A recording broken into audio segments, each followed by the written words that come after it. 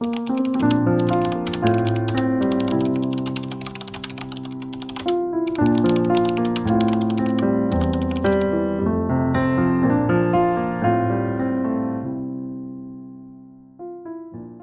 khi bắt đầu, nếu bạn đang tìm kiếm sách để học IELTS hiệu quả, thì đây là những cuốn sách chúng mình khuyên dùng. Bạn hãy xem ở phần giỏ hàng trong kênh nhé.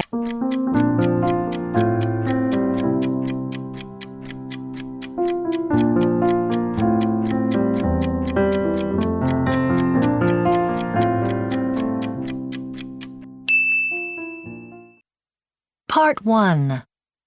You'll hear a school principal talking to a teacher who is going to organize an art competition. Hi, John. Hi, Wendy. Thanks for coming to discuss the school art competition. I know this is your first year organising it. Well, I've got some ideas, but I'd appreciate some help with arrangements. OK. We usually divide the competition into age groups. The first age group is junior students. I'll just note that down. Last year, we went with a theme of family. That worked very well. Yes, something simple is best for young children, I think. How about animals this year? Sounds good. And for the type of art, last year children in the junior age group created a drawing. Shall we stick with that? Yes. And for the prize, I heard last year we gave cinema tickets to the winner. Is that right? Yes. But, you know, it might be nice to give the winners tickets to the zoo this time. Good idea. OK. Finally, for the senior students, we also have to think of a theme. I've got a couple of ideas. One is the future. I'm not quite sure how students might approach that theme. It could be tricky. My other idea was the city. What do you think? Good. Students could get some really interesting images with that theme. And for the type of art, I think a photograph would work well. Great idea.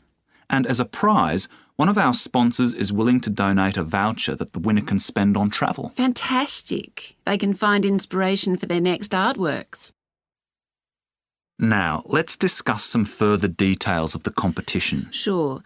First of all, the deadline for submitting artwork. We want to award the prizes on May the 25th.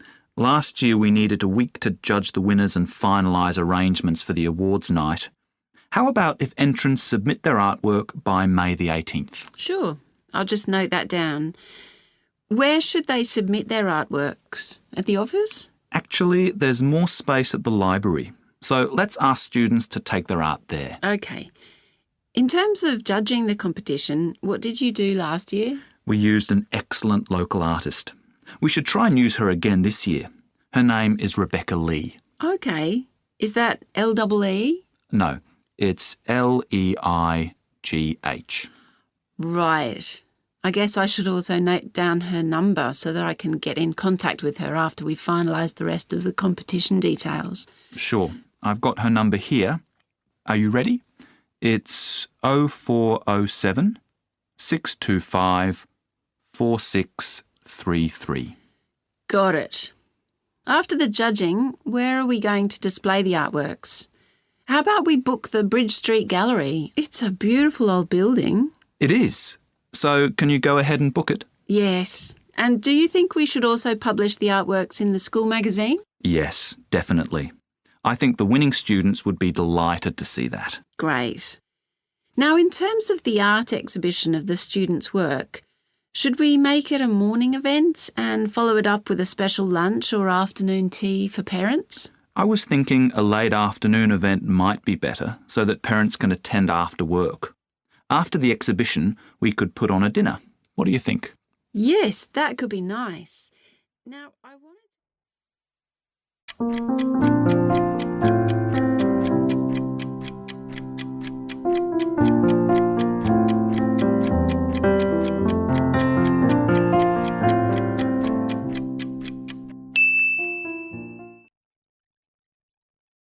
Part 1. You will hear a conversation between an Australian accommodation agent and an Englishwoman who wants to rent a property in Sydney. Hi, Jessica. Nice to meet you. Have a seat. Thanks.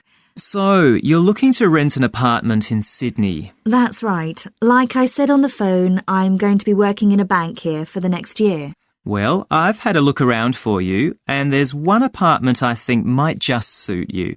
It's in central Sydney, not out in a suburb. Okay.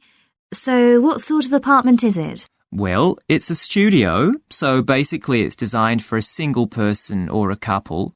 You're looking at a total area of about 34 square metres. Right. And then every 2 apartments in the building share a separate laundry. So that's almost as if you've got your own.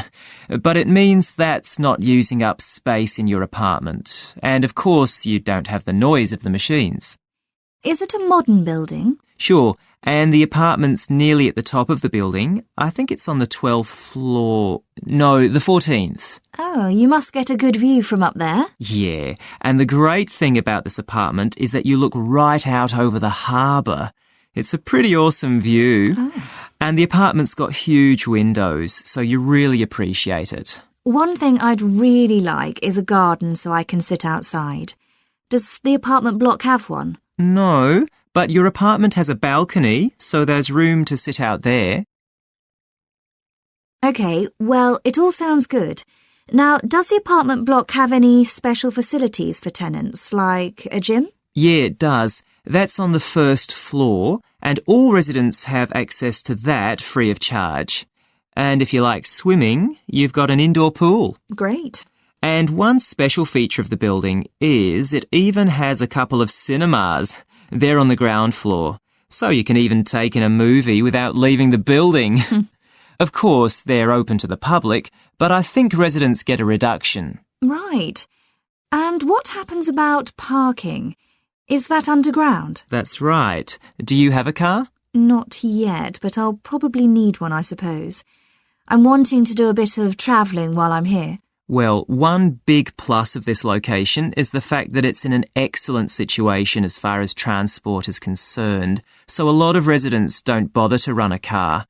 You can always hire one if you're planning a trip. You can save a lot of money that way. Yeah, that's not a bad idea.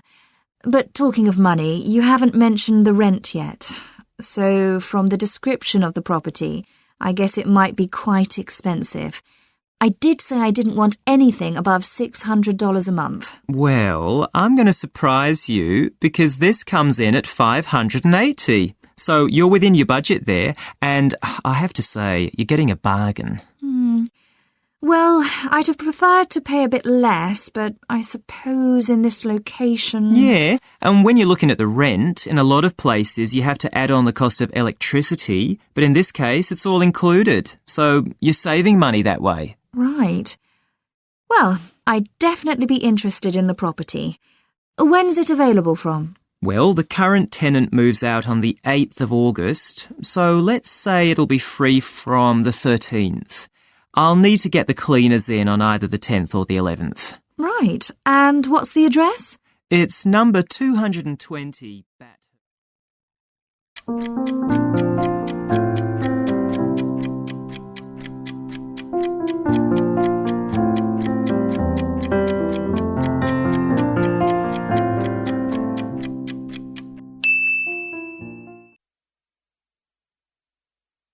Section 1. You will hear a woman who wants to rent a vacation cottage telephoning the owner. Hello? Oh, hello. I'm calling about a vacation rental. The name I've been given is Carol Marriott. I'm Dave, Carol's husband. We own it together. Oh, right. Well, some friends of ours rented Astor Cottage from you for a week by the ocean last summer, and they recommended it to us. My husband and I would like to rent it in the fall for a week. Okay. When exactly? We're looking at the week beginning September 21st, if it's available. Let me check. No, I'm sorry. It's already booked that week. You could have it the previous week from the 14th. Well, we could manage that week if we change a couple of arrangements. How much would it cost? That would be $835. Ah, that's rather more than we wanted to pay, I'm afraid. We were hoping to pay closer to $790, which our friends paid last year. We also have a slightly smaller cottage called Periwinkle Cottage. Excuse me? How do you spell the name? Periwinkle. Periwinkle. It's available the week you want it, and it's the exact same price that your friends paid last year. I take it you want a place that sleeps just 2 people, like Astor Cottage? Yes. Is it near Astor Cottage? Yeah, it's right across the street.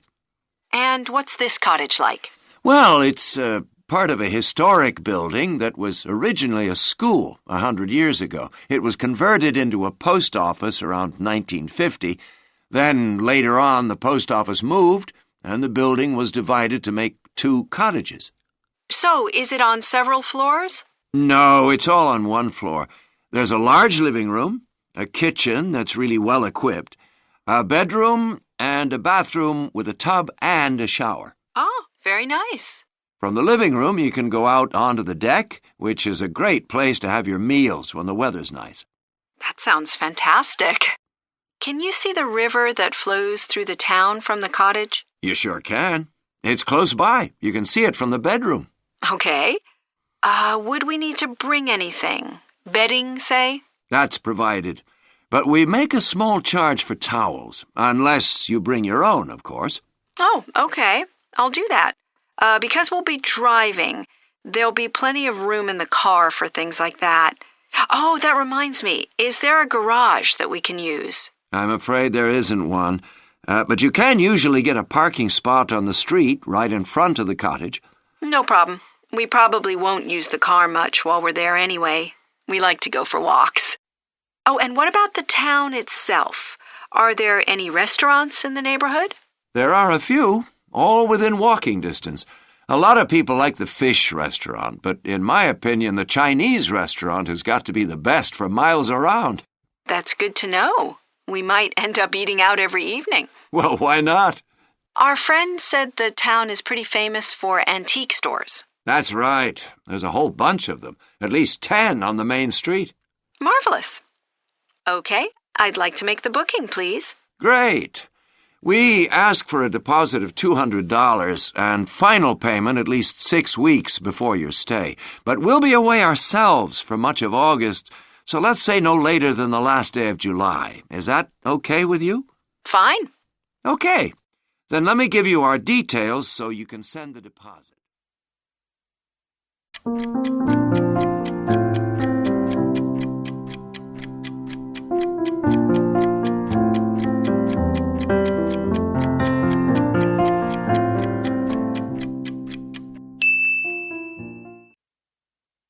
Part 1.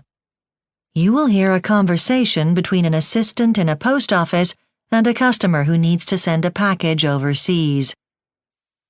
Hello, can I help you? Yes, I'd like to send this package to the USA urgently, but I'm not sure what the best way of sending it is. Well, first of all, when does it need to get there? Well, it's Tuesday today. It's absolutely got to be there by Friday. Ideally, I'd like it to be there by Thursday, but I realise that might be difficult. Okay, well, there's courier post, but that takes 4 working days, so that would be next Monday. Or a slightly more expensive service called International Express, which will get there in 3 working days. Okay, I'll use that then. It's really got to be there as quickly as possible. Okay. Can I just take some details from you for the form? First of all, what's your name? Peter White. And your address? 14 Mountain Road. And where's that? That's in Lakeview. Okay, now who are you sending the package to? Anna Hillman. That's Hillman. And what's the address? Apartment 228, North Building, Okay. Upper Park Avenue, And what city is that in? New York. Now, I need a description of the contents of the package, just so customs know what's being sent. I'm sending books. How many are you sending? I need to give the number. And there are 6 in total. Right. And is there anything else in the package? Yes, some photographs. Okay. Now, would you like to insure the contents? It might be a good idea. All right. Now, can we just weigh the package and I'll tell you how much it's going to cost? Here you are. It's heavy. It's just over 4 kilos, so let's see, that's going to be $98 altogether. Will I be able to get a receipt with that? Yes, of course. Now, if the package gets lost, you should contact us as soon as possible. It's very unusual for anything to go missing, but just in case, your receipt has an ID code on it which we will need to be able to trace the package. Right. So will I also need to bring in the receipt and the delivery form to you if it does get lost? No, you can just give us a call with the ID code, okay? Now, is there anything else I can help you with? No, that's all. And thanks for your help.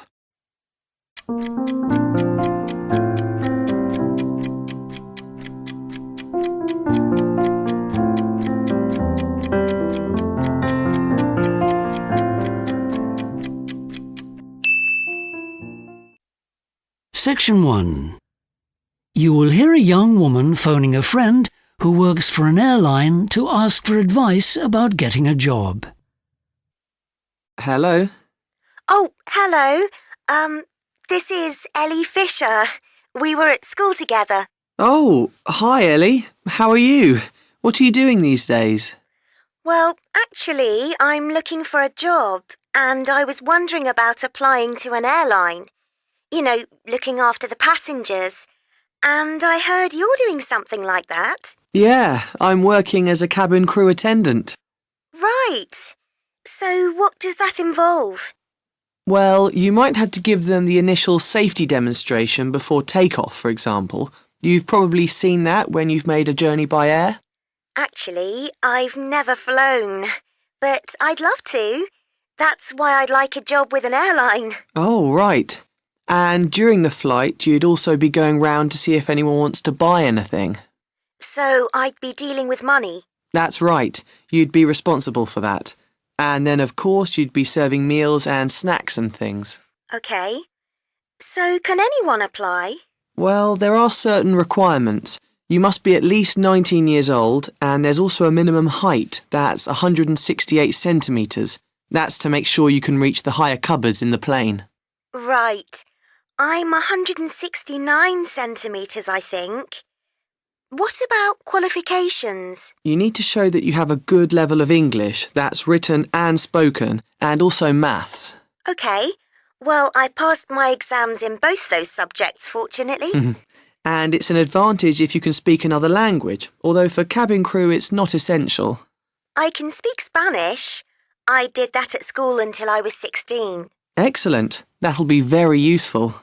And I'm pretty fit. I don't have any medical problems. OK. Oh, and can you swim? Yes. Good, because that's another requirement. Now, if you're accepted, you'll get a 6-week training course. Right. So that'll cover all aspects of the job, all the basic things you need to know, and then some special things, like what action to take if a passenger suddenly has some sort of illness while you're in the air, for example. Right. I suppose you can't always count on a doctor being on board. No. And then you'll have to do a lot of work during the training on becoming aware of the variety of cultures that your passengers may come from and the implications of that. That's really interesting, actually. OK. Well, I'd definitely like to apply. What airline do you actually work for? It's a small airline called Eurontas. That's EURONTAS.